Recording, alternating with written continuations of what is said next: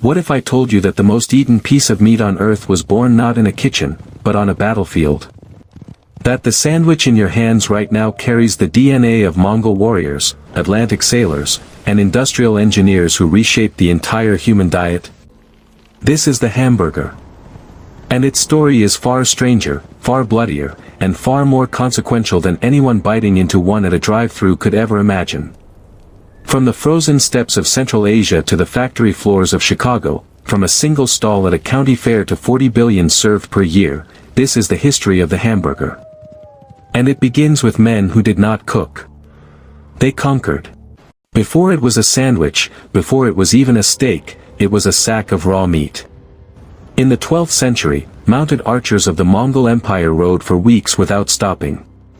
They needed food that would not spoil, food that required no fire, food that could be eaten while galloping across a continent. Their solution was brutal in its simplicity. They took slabs of horse meat and mutton, tucked them beneath their saddles, and rode. For hours, the meat was pounded by the saddle, tenderized by the ride, salted by the sweat of the horse, and partially cured by the friction. By the time they made camp, the meat was soft enough to eat raw. They called it nothing fancy. It was simply sustenance. But when the Mongol Empire stretched from the Pacific to the Black Sea, this saddle-worn meat traveled with it. It entered the ports of the Crimean Peninsula. It reached the trading posts of the Black Sea. And there, it met a different kind of man, not a warrior, but a merchant. Russian sailors and traders encountered this pounded meat and brought it back to the port cities of the Baltic. They refined it. They added chopped onions. They added raw egg. They gave it a name that would stick for 500 years, steak tartare. But this was still not the hamburger. It was still raw. It was still elite. And it was still an ocean away from the invention that would change everything. Enter Hamburg. Not the sandwich. The city. In the 17th century, Hamburg was the gateway of Europe. It was a port where ships from every corner of the world unloaded their cargo and their stories. Sailors returning from the Russian trade routes brought with them a taste for this pounded, spiced beef. But the Germans of Hamburg did something critical. They cooked it. They took the raw tartare concept, added breadcrumbs, added onions, added regional spices, and seared it into a thick, juicy patty. They called it the Hamburg steak. By the 19th century, it was a delicacy. It appeared on the menus of European ocean liners. It was served to first-class passengers crossing the Atlantic. And here is where the story takes a sharp turn. Because in the late 1800s, millions of European men were leaving the old world for the new. German immigrants poured into the ports of New York and Philadelphia. And they brought their Hamburg steak with them. But America was not Europe. America was faster, louder, hungrier.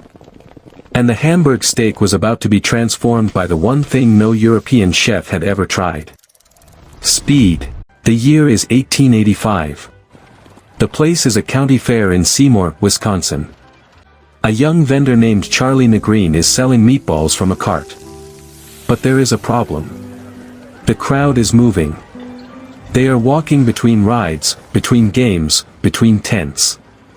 They cannot sit down with a plate and a fork. So Charlie does something that sounds obvious now but was revolutionary then. He flattens the meatball. He puts it between two slices of bread. And he tells the crowd they can eat it with one hand. Meanwhile, at the same time, at another fair in another state, another vendor claims the same idea. In Athens, Texas, a man named Fletcher Davis is said to have served a similar creation, a beef patty with mustard and onion between bread, at his stall. And then there is Lewis's Lunch in New Haven, Connecticut, where a cook named Louis Lasson claims he invented it in 1900 by putting a blend of ground steak trimmings between two slices of toasted bread for a rushed customer.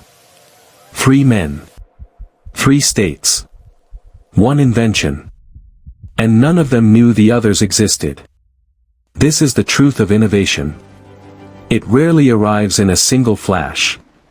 It arrives in parallel, driven by the same force, the hunger of a crowd that refuses to sit down. For 30 years, the hamburger was a fairground novelty. It was greasy. It was suspicious. It was sold from carts and questionable diners. And then, in 1921, a man named Billy Ingram looked at the hamburger and saw something no one else had seen. He saw a system. Ingram opened a restaurant in Wichita, Kansas, called White Castle. It was small. It was white. And it was designed for one purpose only, to sell hamburgers as fast as humanly possible. Ingram standardized the patty. He standardized the bun. He standardized the grill. He hired young men in clean white uniforms to work behind counters that customers could see through. This was not a diner. This was a factory that happened to serve food. And it worked. White Castle proved that the hamburger was not a novelty. It was a product. It could be replicated, scaled, and sold by the millions. By the 1940s, imitators were everywhere. But the true revolution was still waiting. It was waiting in the deserts of California, where two brothers named McDonald were about to turn the hamburger into a global religion of a very different kind. In 1948, Richard and Maurice McDonald closed their successful California drive-in and reopened it with a radical idea. They stripped the menu down to 9 items. They eliminated waiters, plates, and silverware. They designed a kitchen where every motion was timed, every grill was angled, every worker had one job and one job only. The hamburger went from the grill to the counter in 30 seconds. And then, in 1954, a milkshake machine salesman named Ray Kroc walked into their restaurant. He did not see a diner. He saw a machine. He bought the franchise rights. And he built an empire. By the 1960s, the golden arches were rising across America. By the 1970s, they were rising across the world. The hamburger was no longer food. It was a symbol. It was the flag of American speed, American convenience, and American industrial might. And it was being consumed at a rate that no food in human history had ever been consumed before. But here is what the commercials never show. To produce 40 billion hamburgers per year, you need an industrial system that would have horrified the Mongol warriors who started it. Feedlots where thousands of cattle stand shoulder to shoulder in mud and waste. Slaughterhouses where speed is the only metric. A supply chain stretching across continents, consuming water, grain, and land at a scale that rewrote the geography of the American Midwest. The hamburger did not just conquer the world. It changed it. It changed how we farm, how we eat, how we work, and how we die. Heart disease, obesity, and diabetes rose in parallel with the rise of the fast food patty. The hamburger became so cheap, so fast, so available, that it stopped being a treat and became a default. And in that transition, something was lost. The hamburger was never meant to be a commodity. It was meant to be meat, fire, and bread. It was meant to be earned. So the next time you hold one, remember what you are holding. The compressed history of empires, wars, ports, fairs, and factory floors. The story of how a piece of meat pounded under a Mongol saddle ended up in the hands of billions. The hamburger is not just dinner. It is the most successful piece of food engineering in human history. And its story is far from over.